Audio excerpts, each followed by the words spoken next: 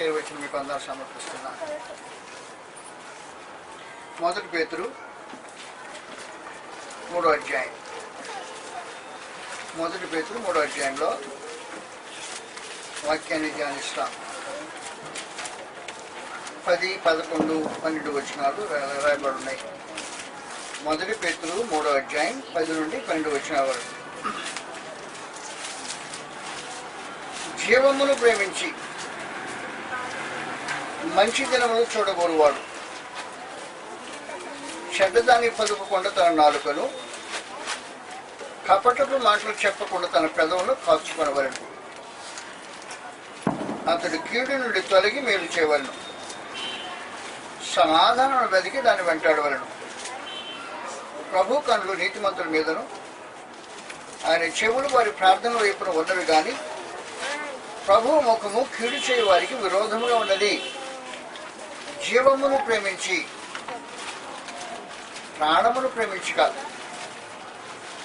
సహజంగా లోకంలో మనుషులు బ్రతికేది ప్రాణాన్ని ప్రేమించి బ్రతుకుతుంటారు. ప్రాణాన్ని ప్రేమించి కాదు, జీవమును ప్రేమించి. ప్రాణం అంటే శరీరాన్ని బ్రతికించేది ప్రాణం. జీవము ఆత్మను బ్రతికించేది జీవం. కాబట్టి ఆత్మను బ్రతికించేది జీవమై ఉంది. నా ప్రాణం ఉంది, నేను ప్రాణులతో సహవాసం కలిగి ఉంటా. మా ఇంట్లో తక్కిన ప్రాణులతో నాకు సహవాసం ఉంటుంది. ఇక్కడ మీ మధ్యలో మీతో నాకు ప్రాణులతో సహవాసం ఉంది. ప్రాణులంటే ప్రాణంతో బ్రతికి ఉన్నవారు అని అర్థం.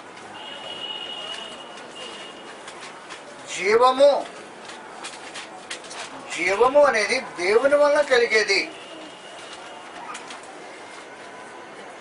ప్రాణము రక్తం వల్ల కలిగేది ప్రాణం.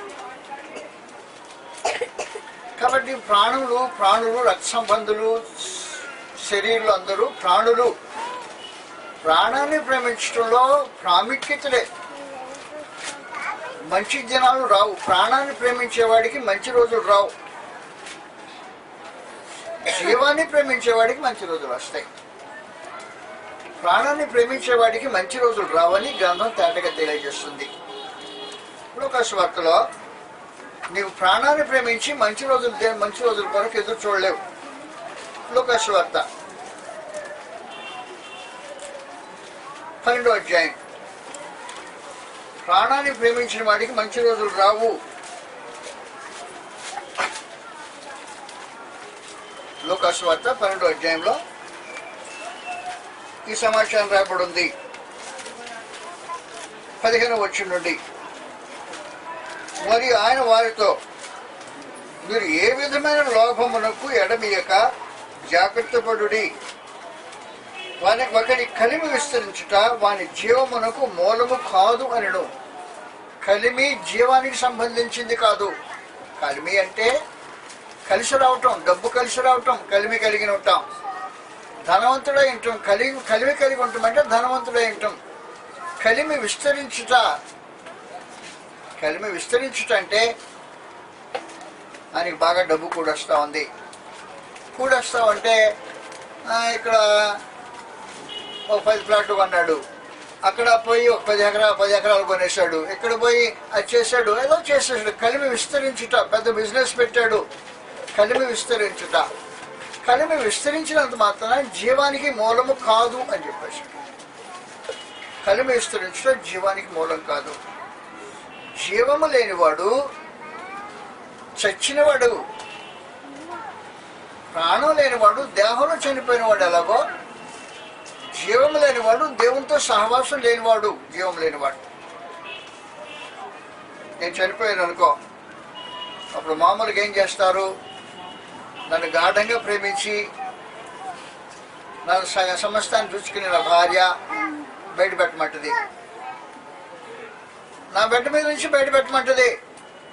బెడ్ మీద పడుకుని చచ్చిపోయాను, తీసుకెళ్ళి బయట పెట్టమంటది. నన్ను ప్రేమించి మీరు అందరూ వస్తారు, ఇప్పుడు వద్దు తీసుకెళ్లి సమాజం చేయమంటారు. మా మధ్యలో వద్దు అని చెప్పేస్తుంటారు.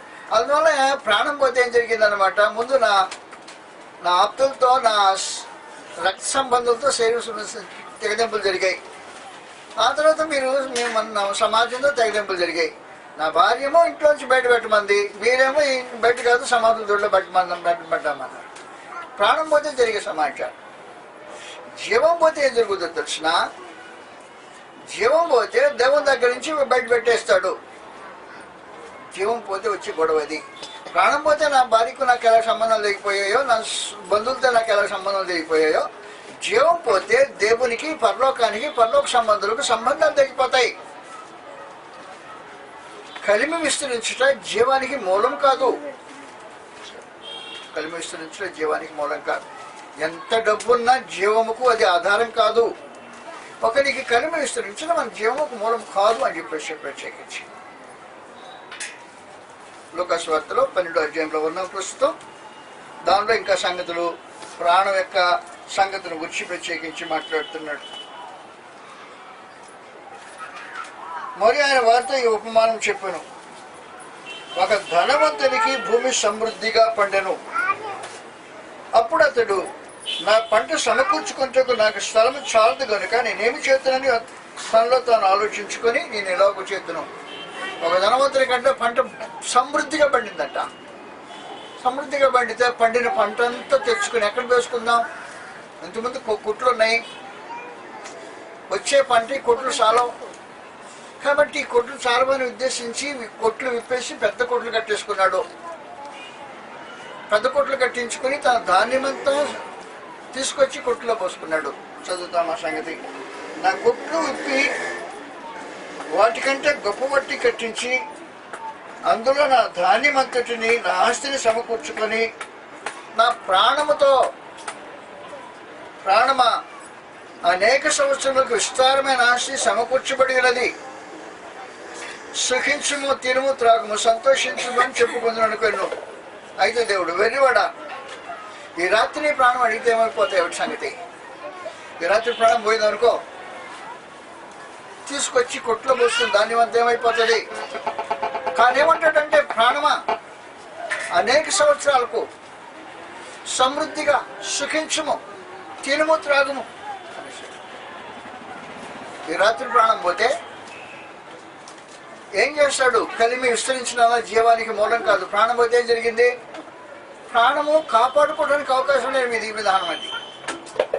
ప్రాణాన్ని ప్రేమించి అతను గొప్ప కొట్లు కట్టించుకొని పండిన ధాన్యమంతా ప్రాణాన్ని ప్రేమించి కూర్చుకొని ప్రాణంతో చెప్తున్నాడు, ప్రాణమా అనేక సంవత్సరాలకు నీకు సమృద్ధిగా ఉంది, ప్రాణమా తినము, త్రాగుము, సుఖించమంటున్నాడు. కానీ ఏమన్నా పని చేస్తుందా? పని చేయదని చెప్పేస్తుంది. కానీ అందువల్ల ప్రాణాన్ని ప్రేమించినంత మాత్రాన మేలు కలగదు. మత్తయి సువార్తలో 10వ అధ్యాయం, ప్రాణం ప్రేమించితే మేలు కలుగుదని సమాచారం తేటగా తెలియజేస్తున్నాడు. మత్తయి సువార్త 10వ అధ్యాయమే సమాచారం రాబడింది.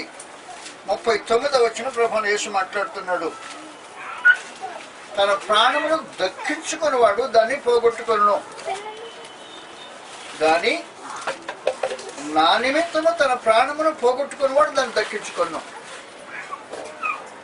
ప్రభు కోసమే ప్రాణం పోగొట్టుకున్నాం అనుకో, ప్రభు కోసమే ప్రాణం పోగొట్టుకుంటే దక్కుద్ది. కానీ ప్రాణాన్ని ప్రేమించి దాన్ని దక్కించుకొని ఆలోచన చేస్తే అది ఉండదు. అందువల్ల ప్రాణము కంటే జీవమును ప్రేమించుట శ్రేష్టము అని చెప్పాడు. ప్రాణాన్ని ప్రేమించితే మంచి రోజులు రావు. మంచి రోజులు వస్తాయని ప్రాణాన్ని ప్రేమించి బాగా పంట వేసుకొని విస్తారంగా పండించుకున్న ఆస్తి అంతటిని, ధాన్యమంతటిని కొట్టులో పోసుకుంటే, ప్రాణాన్ని ప్రేమించి మంచి రోజులు రావాలని ఎదురు చూస్తుంటే ప్రాణానికి మంచి రోజులు రావు. జీవాన్ని ప్రేమించితే మంచి రోజులు వస్తాయి. అదని చెప్పే విశేషమైన సంగతి. కాబట్టి 1 పేతురు 3వ అధ్యాయంలో ఏం చెప్పండి? 10వ వచనంలో, జీవమును ప్రేమించండి, ప్రాణాన్ని ప్రేమించకండి. ఒకవేళ మీరు ప్రాణాన్ని ప్రేమించినా పోగొట్టుకుంటారు. జీవాన్ని ప్రేమించితే మంచి రోజులు వస్తాయి, ప్రాణానికి మంచి రోజులు రావు. ప్రాణానికి మంచి రోజులు రావు. నా ప్రాణానికి మంచి రోజులు రావు, నేను ముసలోని అయిపోయాను, మంచి రోజులు ఏమి వస్తాయి?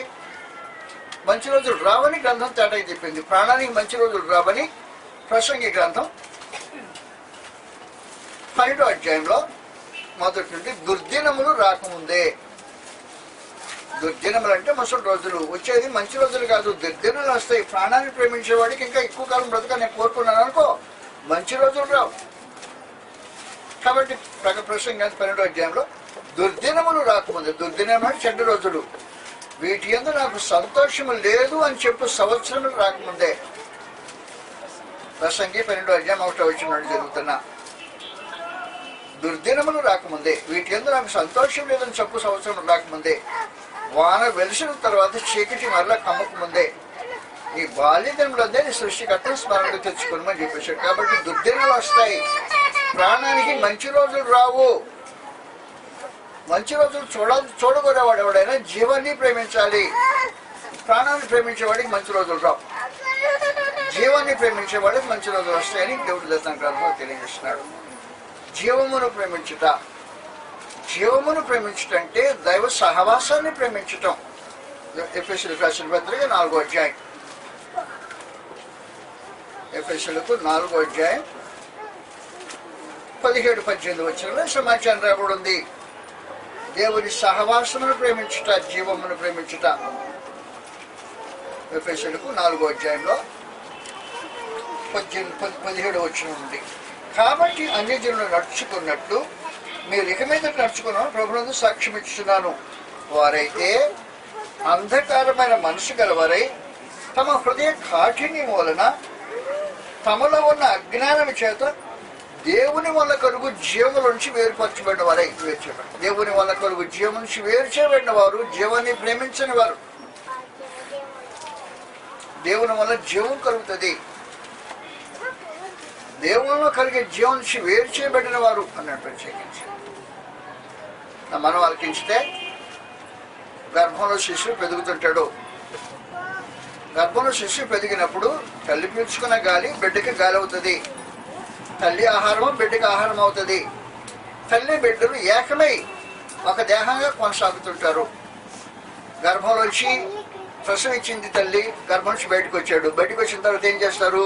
ఆ పేగుని కట్ చేసేస్తారు. పేగు కట్ చేస్తే ఇంతకుముందు పేగు కలుసుకొని తల్లి బిడ్డ ఏకమైన వాళ్ళు, పేగు కట్ చేస్తే తల్లి వేరు బిడ్డ వేరు అయిపోయి ఎలాగైపోతుందో అలాగూ దేవుని వలన జీవము ప్రవహించుతుంటే పాపం వచ్చి జీవాన్ని కత్తిరించేస్తుంది. దేవుని వల్ల కలుగు జీవం నుంచి మనుషుడు పాపం వల్ల వేరు చేయబడిన వాడు వింటాడు. అది చెప్పేది. వారైతే అంధకారమైన మనసు గలవారే తమ హృదయ కాఠిన్యం వలన తమలో ఉన్న అజ్ఞానం చేత దేవుని వల్ల కలుగు జీవం నుంచి వేరు చేయబడిన వారే. దేవుని నుంచి కలిగే జీవం నుంచి వేరు చేయబడితే దేవునితో సహవాసం తెంచబడిన వారే అని అర్థం. ఈ తెంచబడిన వారు ఎఫెసీయులకు 2వ అధ్యాయంలో మొదటి నుండి అపరాధముల చేత పాపం చేత చచ్చిన వారు అన్నమాట. అది సమాచారం. కాబట్టి ఎఫెసీయులు 2:1 మీరు మీ అపరాధముల చేతను పాపముల చేతను చచ్చిన వారు అయ్యండి. అంటే ఏమైందనమాట? దేవుని వల్ల కలుగు జీవం నుంచి వేరు చేయబడితే చనిపోయిన వారు అయినారు. ఆత్మ సంబంధంగా చనిపోయిన వారు. దేహంలో చనిపోతే నా భార్య నన్ను బయట పెట్టేసింది నా బెడ్ మీద నుంచి. నేను దేవుని వల్ల కలుగు జీవం నుంచి వేరు చేస్తే దేవుడు ఏం చేస్తుంటాడు? ఆయనతో సహవాసం నుంచి బయటికి పెట్టేస్తాడు. ఏదో తోటలో ఏం జరిగింది? పాపం చేసిన వెంటనే దేవుడు ఏదో తోట నుంచి నువ్వు బయటికి పో, నీకు నాకు సహవాసం తెగిపోయింది అనేసాడు. కాబట్టి దేవుని వల్ల కలుగు జీవం నుంచి వేరైపోతే మనుషుడు అపరాధం చేత పాపం చేత చచ్చిన వాడు ఉంటాడు. జీవమును ప్రేమించి దేవుని యొక్క సహవాసాన్ని ప్రేమించి పాపమును ప్రేమించితే దేవుని వల్ల కలుగు జీవం నుంచి వేరు చేయబడతారు. కాబట్టి జీవమును ప్రేమించేవాడు పాపాన్ని ప్రేమించేవాడు అయి ఉండడు. జీవాన్ని ప్రేమించేవాడు ప్రాణాన్ని ప్రేమించేవాడు అయి ఉండడు.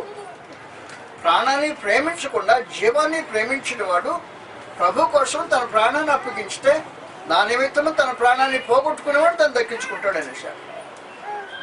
అది విశేషమైన. కాబట్టి జీవమును ప్రేమించాలి, దేవుని సహవాసాన్ని ప్రేమించాలి. దేవుని సహవాసం నుంచి ఎప్పుడైతే వేరు చేయబడ్డావో పరలోకం నుంచి వేరు చేయబడ్డావు అన్నమాట.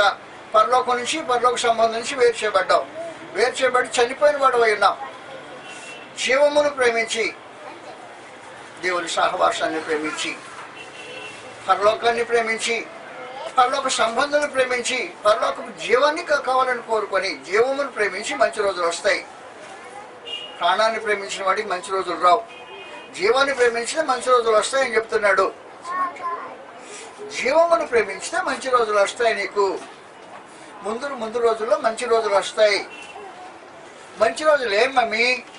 ఏమంటే దేవుని సముఖంలో ఉండే అవకాశం కలుగుతుంది. జీవాన్ని ప్రేమించిన వాడికి దేవుని సౌభాగ్యాన్ని అనుభవించే ధన్యత కలుగుతుంది. జీవాన్ని ప్రేమించేవాడికి దేవుని సముఖంలో యుగయుగాలు జీవించే అవకాశం లభిస్తుంది. జీవాన్ని ప్రేమించేవాడికి జీవమును ప్రేమించితే మంచి రోజులు వస్తాయి. ప్రాణాన్ని ప్రేమించితే మంచి రోజులు రావు. మనుషులు ఏం చేస్తుంటారంటే జీవాన్ని ప్రేమించడం మానేసి ప్రాణాన్ని ప్రేమించి, ఈ ప్రాణాన్ని ప్రేమించి ఏం చేస్తుంటారంటే ప్రాణ సంబంధంగా, శరీర సంబంధంగా అంతస్తు పెంచుకోవాలి అనే భావన కలిగి ఉంటారు. అంతస్తు పెంచుకోవాలి, సమాజంలో గౌరవం పెంచుకోవాలి, మనుషుల మధ్యలో మర్యాదస్తులమై గొప్పవాళ్ళని చెప్పుకునే భావన కలిగి ప్రాణాన్ని ప్రేమించి చేసే పనులవి. జీవాన్ని ప్రేమించేవాడు వేరుగా ఆలోచన చేస్తుంటాడు. జీవాన్ని ప్రేమించితే మంచి రోజులు వస్తాయి. కాబట్టి మంచి రోజులు ఎదురు చూసేవాడు ఎవరైనా ఏం చేయాలంటే ప్రాణాన్ని ప్రేమించకూడదు, జీవాన్ని ప్రేమించాలి. జీవాన్ని ప్రేమించి ఏం చేయాలంటే మంచి రోజులు చూడగొనేవాడు. 1 పేతురు 3వ అధ్యాయంలో మరోసారి అక్కడే రాయబడింది, మనం చూస్తాం. జీవమును ప్రేమించి మంచి రోజులు చూడగొనేవాడు మొట్టమొదటి ఏం చేయాలంటే నీ జీవానికి అడ్డము నీ నాలుగు, నీ పెదవులే. అవి పాటు చేస్తాయి. జీవాన్ని నీకు రాకుండా చేసేది నీ పెదవులు చేసే కార్యక్రమం. మళ్ళీ జీవమును ప్రేమించి మంచి రోజులు చూడగోరువాడు చెడ్డవాటిని పలుకోకుండా తన నాలుకను, కపటము మాటలు చెప్పకుండా తన పెదవులను కాచుకోవాలి. కాబట్టి జీవాన్ని చూడకుండా నీకు ఆటంకం కలుగు చేసేది ఎవరో ఉన్నారు, నీ శత్రువులు ఎక్కడో కాదు. నీ నాలుక, నీ పెదవులే. నీ నాలుక, నీ పెదవులు ఏం చేస్తుంటాయి అంటే జీవాన్ని చూడకుండా చేస్తుంటాయి. జీవాన్ని కావాలని ప్రేమించేవాడు ఏం చేస్తుంటాడో తన నాలుకను అదుపులో పెట్టుకుంటాడు, పెదవులను జాగ్రత్తగా కాచుకుంటాడు. జీవమును ప్రేమించి మంచి రోజులు చూడగొనేవాడు వ్యక్తిగతంగా తన నాలుకను, పెదవులను జాగ్రత్తగా కాపాడుకుంటుంటాడు. ఏదంటే అది మాట్లాడు, ఏదంటే దాన్ని పలకడం, జాగ్రత్తగా కాపాడుకుంటాడు. తన పెదవులను, నాలుకను కాపాడుకునేవాడు జీవాన్ని ప్రేమించేవాడు. నోటుకు వచ్చిందంతా మాట్లాడే మనిషి, పెదవులకు వచ్చిందంతా ఉచ్చరించే మనిషి జీవాన్ని ప్రేమించేవాడు కాదు. దయతో నా మన వారికించింది, నువ్వు ప్రాణాన్ని ప్రేమించినా దాన్ని పోగొట్టుకుంటావు, దక్కది నీకు. దక్కేదేదైనా ఉంటే జీవాన్ని ప్రేమించాలి. నువ్వు జీవాన్ని ప్రేమించాలంటే అది నీ స్వాధీనంలో ఉంది, నీ చేతుల్లో ఉంది. నీ నాలుక నీ అదుపులో ఉండాలి, నీ పెదవులు నీకు స్వాధీనంలో ఉండాలి. నీ నాలుక, నీ పెదవులు స్వాధీనంలో ఉండకుండా లేచి నోటుకొచ్చిన మాటలు మాట్లాడి, తోచిన మాటలు పెదవులతో ఆడిన తర్వాత ఆడితే అప్పుడు ఏం చేస్తుందన్నమాట, తమ నాలుకలతో పెదవులతో ఏం చేస్తుంటారో దేవుని గ్రంథం ఇలా తెలియజేస్తుంది. కీర్తన గ్రంథంలో 78వ కీర్తన 78వ కీర్తన 4 పెదవులు ఏం చేస్తుంటాయి అనే సమాచారాన్ని ఇలా తెలియజేస్తుంది. కీర్తన గ్రంథం 78వ కీర్తనలో ఇలా రాయబడింది 36వ వచనం నుండి, ఆయనను వారి హృదయము ఆయన స్థిరముగా ఉండలేదు, ఆయన నిబంధనను వారు నమ్మకంగా గైకొనలేదు. నోటి మాటతో వారు ఆయనను ముఖస్థుతి చేసిరి, తమ నాలుగుతో ఆయన దగ్గర బొంకిరి. ఏం చేశారు చూసావు కదా, నోటి మాటలతో ముఖస్థుతి చేసిరి. నోటి మాటలతో ముఖస్థుతి చేయటం ఎక్కడ జరుగుతుందో తెలిసిన దేవుడి సముఖంలో జరుగుద్ది. నువ్వు ప్రార్థన చేసేటప్పుడు నోటి మాటలతో ముఖస్థుతి చేయొచ్చు. నువ్వు దేవునికి స్తుతి గానం చేసేటప్పుడు నోటి మాటలతో ముఖస్థుతి చేయొచ్చు. నీ పెదవులు అక్కడ బొంకొచ్చు. కాబట్టి నోటితో ముఖస్థుతి చేసి పెదవులతో బొంకే మనుషులు జీవాన్ని ప్రేమించేవాళ్ళు, మంచి రోజులు చూడాలని కోరుకునేవాళ్ళు కాదు. నీకు మంచి రోజులే కావాలనుకుంటే నీ నాలుకతో, నీ పెదవులతో ఏం చేయాలో గ్రంథం చెప్పింది. వారి నోటి మాటతో వారు ఆయనను ముఖస్థుతి చేసిరి.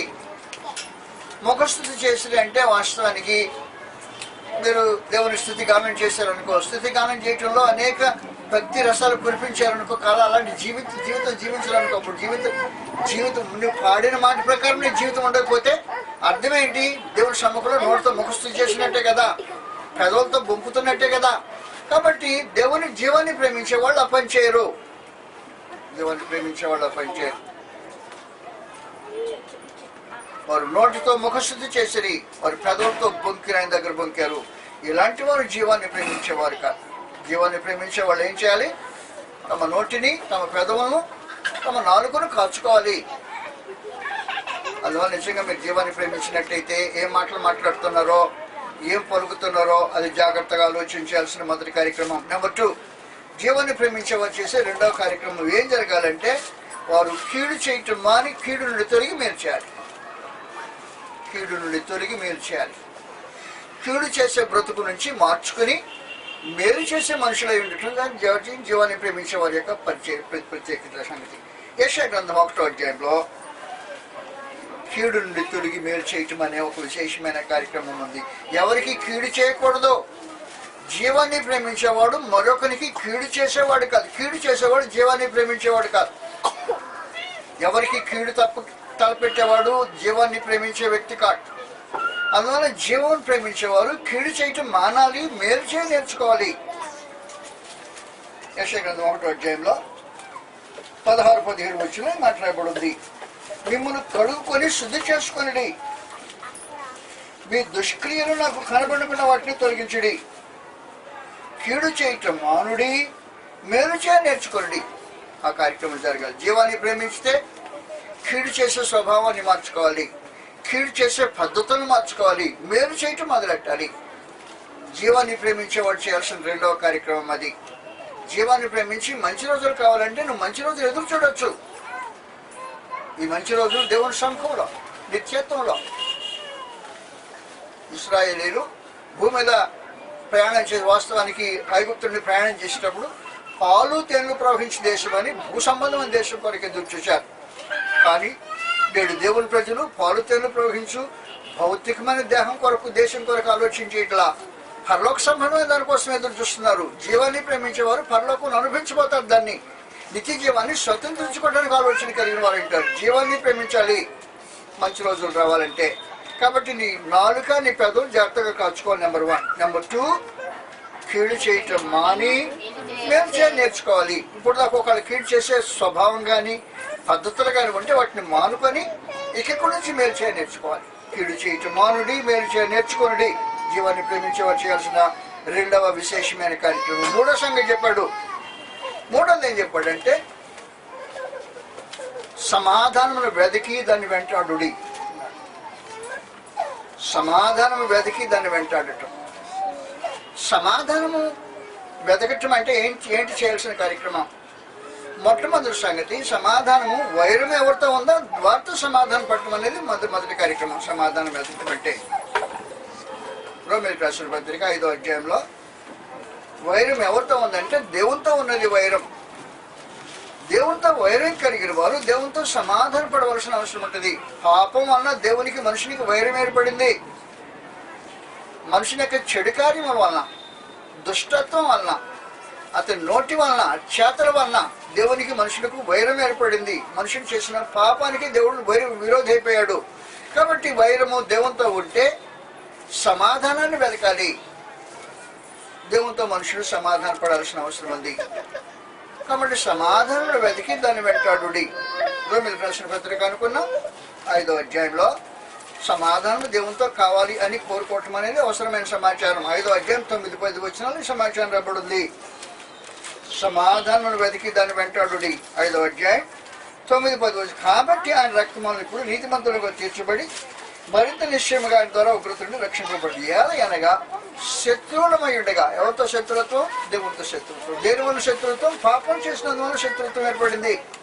నువ్వు పాపం చేయకుండా జీవితం కొనసాగిస్తున్నావా? పాపం చేస్తుంటే దేవునికి నీకు శత్రుత్వం ఏర్పడింది. కాబట్టి ఏం చేయాలంటే సమాధానం వెతకాలి. దేవునితో సమాధానం పడాల్సిన మనసు కలిగి ఉండాలి. నీకు నీ ఇంటి ప్రక్కనే ఓ మహా గొప్ప ధనవంతుడు, శక్తిమంతుడు, పలుకుబెట్టగలిగిన నీకు శత్రువు అయ్యి ఉండాలనుకో, నెమ్మదిగా బ్రతుకుతావా? నెమ్మదిగా ఉండదు మనసు.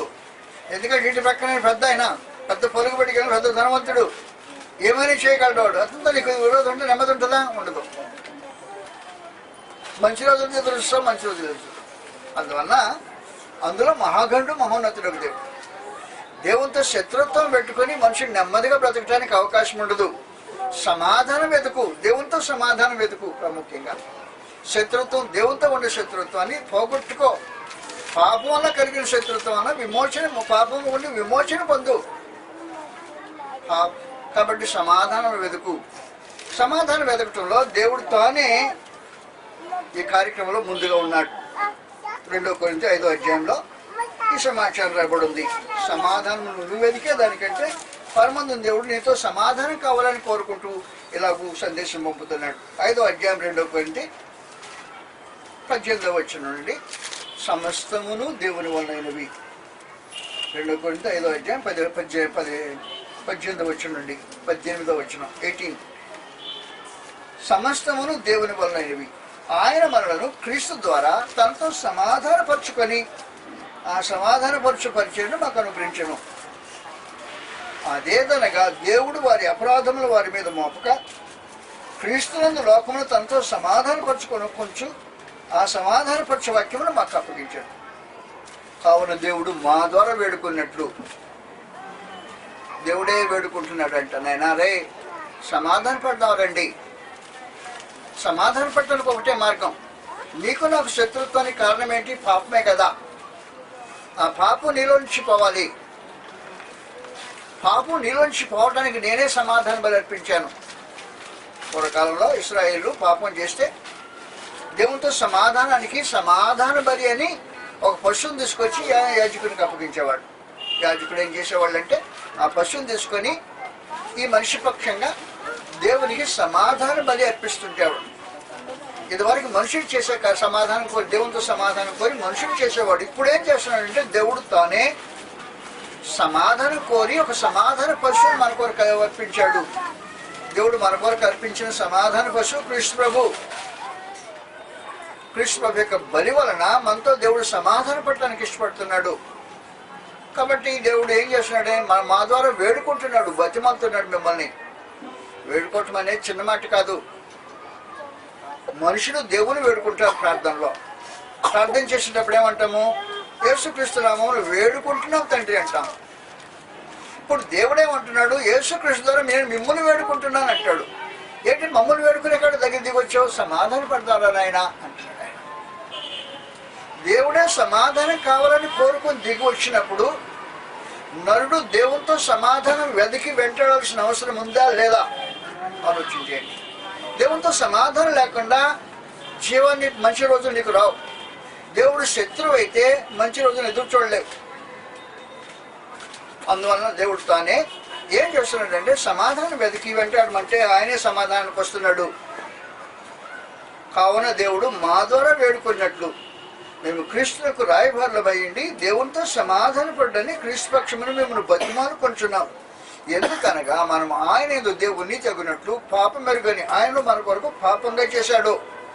పాపం మెరుగని క్రీస్తు బాబుని పాపంగా చేసి మన పాపములకి శిక్ష ఆయన మీద విధించి ఆయన్ని శిక్షించి ఆయన ద్వారా సమాధాన పడటానికి నిశ్చయపెడితే ఆ మనుషుడు ఆ పాపాన్ని విసర్జించి దేవుని దగ్గరికి రావాల్సిన అవసరం ఉంది. క్రీస్తు బాబునందు విశ్వాసం అన్న పాపాన్ని ప్రేమించేవాడు దేవునితో శత్రుత్వం కావాలని కాల్దూతున్నాడు అన్నమాట. అది జరిగే కార్యక్రమం. నువ్వు పాపాన్ని ప్రేమించావు, దేవునితో శత్రుత్వానికి కాల్దూతున్నావు. మంచి పని కాదు, మంచి రోజులు రావు నీకు ఖచ్చితంగా రావు. అందువల్ల పరలోకమందు దేవుడు ఏం చెప్తున్నాడంటే నేను సమాధానం వెతుకుతున్నాను మీతో. మంచి రోజులు కావాలని నువ్వు కోరుకుని నువ్వేం చేయాలి? సమాధానమే వెతకాలి. సమాధానం వెతకాలని నువ్వేం చేయాల్సిన పని ఏంటి? పాపం వల్ల వచ్చిన శత్రుత్వం కాబట్టి పాపాన్ని విసర్జించాలి. పాపాన్ని విసర్జించి క్రీస్తునందు దేవునితో సమాధాన పడటానికని ఆయన సమాధాన సంబంధమైన షరతును అంగీకరించాలి. సమాధానం వెతికి దాన్ని అంటాడు ఆయన నేను పాపం చేసి నీకు పరలోకానికి శత్రువుని అయిపోయా.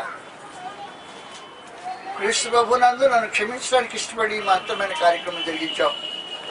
క్రీస్తు ప్రభు రక్తం చేత నేను కడగబట్టడానికి ఇష్టపడుతున్నా, మార్చుకున్నా, మారు మనసు పొందుతాను, నీ నియమంలోకి వచ్చేస్తాను. నన్ను క్షమించి గత పాపములని దేవుని సముఖంలో క్షమాపణ పొంది సమాధానం కొరకు ప్రాకులాడటం అనేది మానవ జాతికి అవసరమైంది. మంచి రోజులు రావాలంటే పాపంలో కొనసాగేవాడు దేవునితో శత్రుత్వాన్ని కొనసాగించుతున్నవాడు అయి ఉంటాడు. పాపం వల్ల దేవునితో శత్రుత్వము రగులుతుంటుంది, మండుతుంటుంది. కాబట్టి జాగ్రత్త గుర్తుపెట్టుకో, సమాధానం వెతికి దాన్ని వెంటాడాలి. సమాధానం వెతకటం అనే ఒక విశేషమైన కార్యక్రమం ఉంది. రెండవ విశేష సంగతి సమాధానం. సమాధానం ఎలాగ ఉండాలంటే జనుల మధ్యలో సమాధాన బాంధవ్యం ఉండాలి. జనుల మధ్యలో సమాధాన బాంధవ్యం ఎలాగ ఉంటుందంటే శత్రుత్వం లేని పరిస్థితుల్లో ఉంటుంది. ఎఫెసీయులకు 2వ అధ్యాయంలో సమాధానం వెతికి దాన్ని వెంటాడుడి. యూదులు అన్ని జనులు అంటే వారి ఇద్దరి మధ్యలో పచ్చగడ్డ అయితే బొగ్గును మండుతుంది. నిప్పు పెట్టక్కర్లా, పచ్చగడ్డ వేసేవనుకో రెండు మధ్యలో నిప్పు పెట్టకుండా బొగ్గును మండుతుంటుంది. అది పరిస్థితి దుస్థితి. యూదులంటే అన్ని జనుడికి ఇష్టం ఉండదు, అన్ని జనుడు అంటే యూదునికి అసలు ఇష్టం ఉండదు. ఒకరు అంటే ఒకరు ద్వేషించుకునే మనుషులు. అలాంటప్పుడు సమాధానం వెతికి దాన్ని వెంటాడనే గ్రంథాన్ని గురించి సమాచారం రాయబడుతుంది. చదువుతాం ఎఫెసీ 2వ అధ్యాయంలో 13వ వచనం నుండి. ఆయనను మునుపు దూరస్తులైన మీరు ఇప్పుడు క్రీస్తు యేసునందు క్రీస్తు రక్తమున సమీపస్తులయ్యున్నారు. ఆయన మన సమాధానమయ్యండి. ఎవరికి? యూదులకు అన్యజనుల మధ్యలో ఉండే తగాదాకు క్రీస్తుకు సమాధానమయ్యండి. ఆయన ఇక మీరిద్దరూ వేరు కాదురా, ఒక శరీరంలో సాటి అవయాలని ప్రభువుని యేసు తీసుకొచ్చి క్రీస్తు యేసులో ఆయన శరీరమైన సంఘంలో జత చేస్తున్నాడు. క్రీస్తు ప్రభు సంఘంలో జాతులు జనాలు ఏకమవుతాయి. ఏకం చేసే విశేషమైన స్థలము క్రీస్తు ప్రభు సంఘం. కాబట్టి క్రీస్తు ప్రభు సంఘం లేకుండా మనుషులు సమాధానం పడటానికి అవకాశం ఉండదు. జాగ్రత్త చూడండి 14వ వచనం. ఆయన మన సమాధానం అయ్యండి. మీకును మాకు నుండిన ద్వేషం అనగా విధిరూపం నాగరిక ధర్మశాస్త్రము తన శరీరంలో కొట్టుబెట్టి చేత మధ్యగోడను పడగొట్టి మన ఉభయం ఏకం చేశాను. ఇట్లు సంధించి ఎవరిని? యూదులను అన్యజనులను తన యందు ఒక నూతన స్త్రీ పురుషునిగా సృష్టించి తన శిలువ వలన ద్వేషమును సంహరించి దాని విరుద్ధని ఏక శరీరముగా చేసి దేవునితో సమాధానపరచుకొని ఇలాగ చేశాను కనుక ఆయనే మన సమాధానకారకుడై ఉన్నాడు. కాబట్టి మనుషుల మధ్యలో జాతులు జనములు అనే ఏ భేదము లేకుండా క్రీస్తునందు ఏకంగా సమాధానపరిచే ఒక విశేషమైన ప్రక్రియ ఉంది. దాన్ని వెతికి దాన్ని వెంటాడు. సమాధానం వెతికి దాన్ని వెంటాడు. ఎవరితో నీకు శత్రుత్వం ఉండకూడదు. క్రీస్తు ప్రభువులుండే నీ సాటి సహోదరులలో సహోదరులలో ఎవరితో ఎవరికి శత్రుత్వం ఉండకూడదు. ఏ భేదాన్ని బట్టి మనుషుల మధ్యలో విరోధం ఉండకూడదు. సమాధానము అనే ఒక విశేషమైన దాన్ని వెతికి వెంటాడాల్సిన అవసరం. నీకు మంచి రోజులు రావాలంటే ఈ కార్యక్రమం జరగాలి. సమాధానం వెతికి దాన్ని వెంటాడు. పాపంతో దేవునితో వచ్చే శత్రుత్వాన్ని పాపాన్ని మానుకొని క్రీస్తు ప్రభువులో విశ్వసించి పాపాలు కడిగి వేసుకొని దేవునితో సమాధానపడు. అలాగ పడిన తర్వాత లోకంలో మనుషుల మధ్యలో ఏదైనా నీకు శత్రుభావం ఉంటే క్రీస్తు ప్రభునందు శత్రుత్వాన్ని పోగొట్టుకుని ఏకశరీరంగా కలిసి సమాధానాన్ని వెతకడానికి ప్రయత్నం చేయి. మనుషుల మధ్యలో భేదం ఉండేది మంచి రోజులు చూడటానికి కాదు. కాబట్టి శత్రుత్వం ఉన్నవాడు మంచి రోజులు ఎదురు చూడటానికి అవకాశం ఉండదు. గుర్తుపెట్టుకో. సమాధానం వెతికిందని వెంటాడు. కాబట్టి మంచి రోజులు కావాలంటే శరీరాన్ని ప్రేమించేవాడు ప్రాణాన్ని ప్రేమించేవాడికి మంచి రోజులు రావు. ఎంత ధనవంతుడైనా మంచి రోజులు రావు. వయసు నాబట్టాడు ముసలాడు అయిపోయింది. ఏం చెప్పాడు? దుర్దినాలు వస్తాయి అని చెప్పాడు. అంతే, మంచి రోజులు రావు. దుర్దినములు రాకముందే వీటి యందు నాకు సంతోషం లేదని చెప్పు సంవత్సరం. ఏం తాత ఏంటనండి? ఏముందని ఆయన అంటాడే. ఆ దుర్దినాలు ఉన్నామంట. ఏం అనుభవించడానికి వీలేని పరిస్థితులు. మంచి రోజులు రావు ప్రాణాన్ని ప్రేమిస్తే. అటురా ధనం వచ్చినా రాదు, వయసు వచ్చినా రాదు, మంచి రోజులు రావు. జీవాన్ని ప్రేమించాలి. ఎవడైనా దేవుని సహవాసాన్ని ప్రేమించాలి. దేవునికి ఉండే శత్రుత్వాన్ని మనుషులు పోగొట్టుకోవాల్సిన అవసరం ఉంది. పరలోకాన్ని ప్రేమించాలి, దేవుని ప్రేమించాలి, పరలోక సంబంధాలను ప్రేమించాలి, జీవాన్ని ప్రేమించాలి. అంటే అలా ప్రేమించేవాడు ఏం చేయాలంటే తన పెదవున నాలుకను కాల్చుకోవాలి. ప్రొద్దున లేచి నోటికొచ్చిన మాటలో ఇష్టం వచ్చిన పనులు చేయకూడదు. ఎవరికి కీడు తలపెట్టకూడదు. కీడు చేయటం మాని మేలు చేయ నేర్చుకో. జీవాన్ని ప్రేమించావంటే. శత్రుత్వం అంటే సమాధానాన్ని వెతుకుదని వెంటాడు. ముందు దేవునితో ఉండే శత్రుత్వాన్ని పోగొట్టుకో. పాపం వల్ల దేవునితో శత్రుత్వం వస్తుంది. పాపాన్ని మానుకొని దేవునితో సమాధానపడు మొదట. రెండు, జాతులు జన్మలు అనే వాటి మధ్యలో కలహము శత్రుత్వం మానుకొని సమాధానపడు. సమాధానం వెతికి దాన్ని వెంటాడు. అప్పుడు ఏం చేస్తుంటే నువ్వు ప్రార్థన చేసే దేవుడు నేను ఉన్నాను అని ఆలకిస్తాడు. నువ్వు నడుస్తుంటే దేవుడు నిన్ను చూస్తూ కాపాడుతుంటాడు. నీ మీద కనులు, నీ ప్రార్థనమైన పని చెవులు మలచబడాలంటే నీకు మంచి రోజులు వస్తాయన్నమాట దాని అర్థం. మనం అనేక సార్లు ప్రార్థన చేస్తాం. దేవుడు మన ప్రార్థన వైపు పని చెవులు ఉంచాడో లేదో తెలియదు. అందువల్ల దయతో మనవాలకించి జీవాన్ని ప్రేమించండి, దేవుని ప్రేమించండి, దేవుని సహవాసాన్ని ప్రేమించండి, పరలోకాన్ని ప్రేమించండి. శరీరాన్ని ప్రేమించకండి, ప్రాణాన్ని ప్రేమించకండి. ప్రాణాన్ని ప్రేమించే మంచి రోజులు రావు. జీవాన్ని ప్రేమించి మంచి రోజుల కోసం ఎదురు చూస్తూ దేవునితో సహవాసం కలిగి ఉండండి. కీడు చేయటం అని మేలు చేయ నేర్చుకోండి. నాలుగుతో పెదవుతో మంచి మాటలు మాట్లాడండి. ప్రార్థన చేయండి, దేవుడిని మనం ఆనకిస్తుంటాడు. నువ్వు నడుస్తుంటే దేవుడు నిన్ను చూస్తుంటాడు, నిన్ను కాపాడుతుంటాడు. కాబట్టి మంచి రోజులు చూడబోడేవాడు ఈ పనులు చేసి దేవుని యొక్క కృపను అనుభవించాలని ప్రభువైన యేసుక్రీస్తు వారి పట్ల మీ మనవి చేస్తూ ముగించున్నాను. నమస్కారం.